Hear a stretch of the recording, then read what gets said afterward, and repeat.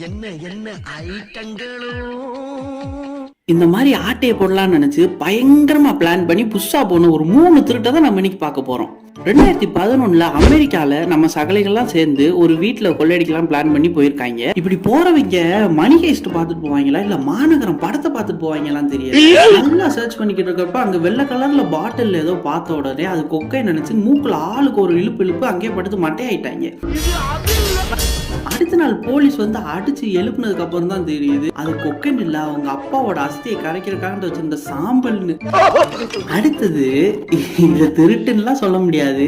ஒருத்தர் என்ன பண்ணிருக்காப்புல வழக்கம் போல அது தீபாவளி துப்பாக்கியா இல்ல சுடுற துப்பாக்கியான்னு தெரியல, அதை எடுத்து கடைக்குள்ள போய் காசை கொடுங்க கல்லாப்பட்டியை காட்டுங்க இந்தாமா ஏய் அப்படி எப்படி இருக்காப்புல ஒருத்தரும் மதிக்கல.